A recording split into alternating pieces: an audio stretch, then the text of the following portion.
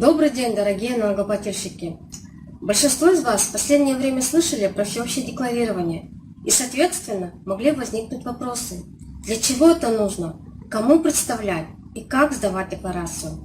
Сегодня я вам расскажу о целях внедрения всеобщего декларирования, каким образом заполнить форму декларации и как ее отправить. В целях эффективного контроля доходов и имущества физического лица, для усиления роли государства в обеспечении сбора налогов и других обязательных платежей в бюджет, а также для борьбы с теневой экономикой, коррупционными проявлениями, вводится поэтапное декларирование активов и обязательств физического лица. Так, на первом этапе 2021 года подлежат декларированию государственные служащие, лица, приравненные к ним и их супруги. С 2023 года работники государственных учреждений, квазигосударственного сектора и их супруги. С 2024 года руководители и учредители юридических лиц, индивидуальные предприниматели и их супруги. И с 2025 года оставшаяся категория граждан. Декларация представляется двумя способами – на бумажном носителе и в электронном виде. На бумажном носителе представляется до 15 июля и в электронном виде до 15 сентября года, следующего за отчетным календарным годом. Хотелось бы обратить ваше внимание на преимущество представления декларации в электронном виде. Так, при представлении декларации в электронном виде объекты налогообложения, которые находятся на праве частной собственности физического лица, уже будут отражены в декларации. То есть на основании сведений уполномоченного органа декларация будет предзаполненной. Физическому лицу необходимо будет проверить актуальность и достоверность отраженных данных и в случае согласия и отсутствия обязательств по заполнению других строк отправить в соответствующий орган государственных доходов. Кроме того, с 2019 года Комитетом государственных доходов Министерства финансов Республики Казахстан на портале электронного правительства ИГОВ реализован тестовый способ по представлению 250-й формы на добровольной основе. Данная форма является тестовой и несет исключительно подготовительные цели. А сейчас я вам наглядно покажу, как заполнить декларацию 250-й формой. Для этого нам нужна электронно-цифровая подпись, доступ к интернету. Подключаемся к электронному правительству ИГОВ и в категории выбираем «Таможня и налоги». Далее из предоставленного списка выбираем налогообложение. В сервисе налогообложения виды услуг, и здесь мы выбираем прием налоговой отчетности, декларация об активах и обязательствах физического лица формы 250.00. Заказываем услугу онлайн, и вот у нас открылся вход на портал. Также можно будет представить декларацию 250 формы посредством получения одноразового пароля на номер сотового телефона и через электронно-цифровую подпись. В данном случае я вам покажу, как заполнить посредством применения электронно-цифровой подписи. Выбираем сертификат.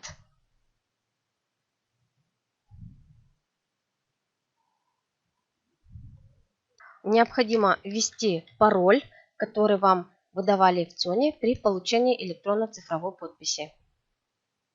Вот у нас отобразилась декларация 250 формы. Здесь у нас данные о заявителе, ИИН автоматически отображается. И далее заполняем запрашиваемые строки. Укажите, за кого представляется декларация. В данном случае представляем за себя. Вид декларации указываем очередная. Фамилия, имя, отчество налогоплательщика отображается автоматически. В случае, если у вас другое место работы, необходимо добавить место работы. После ввода места работы необходимо сохранить. Вот как вы видите, здесь у нас отобразилось Департамент государственных доходов по Восточно-Казахстанской области. Далее вы видите, здесь отображен контактный телефон. Контактный телефон отображается в случае, если вы обращались в Центр обслуживания населения и оставляли свои данные. Далее у нас признак резидентства, резидент Республики Казахстан. Если вы состоите в браке, укажите ИИН супруга или супруги. Вводим ИИН супруга. И вот после того, как мы ввели ИИН, то отображается фамилия, имя, отчество супруга. Далее переходим к строке сведения о наличии недвижимого имущества, в том числе за пределами Республики Казахстан. И как я вам уже говорила, при представлении декларации в электронном виде имущество, которое есть на праве частной собственности физического лица, автоматически отображается в декларации. Вот как вы видите, за указанным физическим лицом имеется квартира в городе Нур-Султан, указывается кадастровый номер, и в городе Усть-Каменогорск также с указанием кадастрового номера. В случае, если есть еще какое-нибудь недвижимое имущество, необходимо нажать на строку «Добавить недвижимое имущество». К примеру, выбираем земельный участок. Также ставим кадастровый номер и местонахождение имущества. Сохраняем. Далее у нас при наличии на праве частной собственности транспортного средства в декларации она также отображается. Вот как мы видим, вот Subaru Outback уже в данной строке заполнена марка, государственный номер и ВИН-код транспортного средства.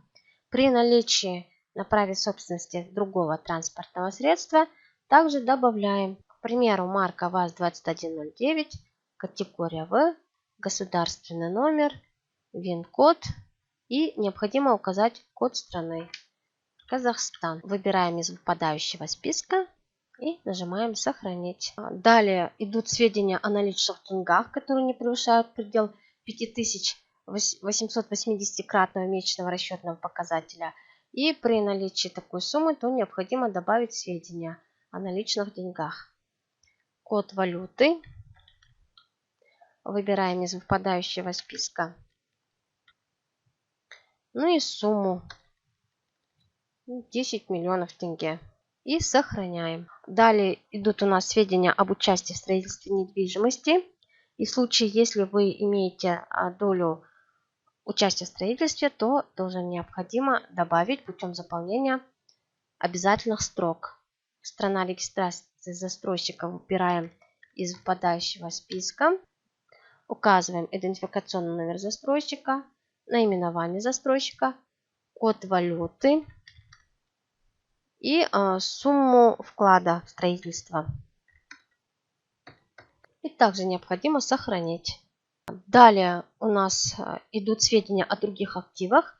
И в случае наличия указанных в списке активов необходимо проставить соответствующую галочку. После заполнения всех соответствующих строк необходимо выбрать код налогового органа. Выбираем Комитет госдоходов Министерства финансов. Далее из выпадающего списка необходимо выбрать Департамент госдоходов по месту жительства.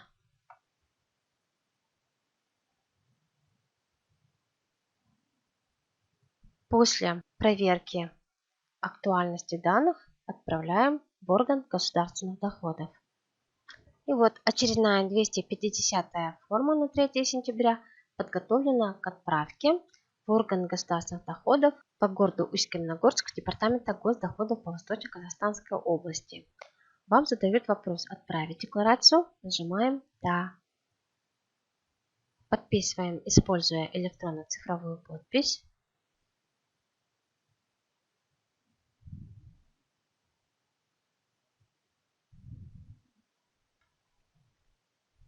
Подписываем. Таким образом, мы отправили декларацию 250-й формы.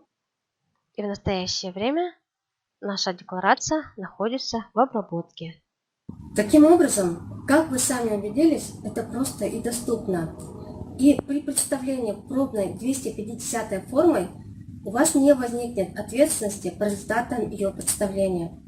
Кроме того, у вас есть возможность проверить актуальность и достоверность сведений, отраженных в предзаполненной декларации.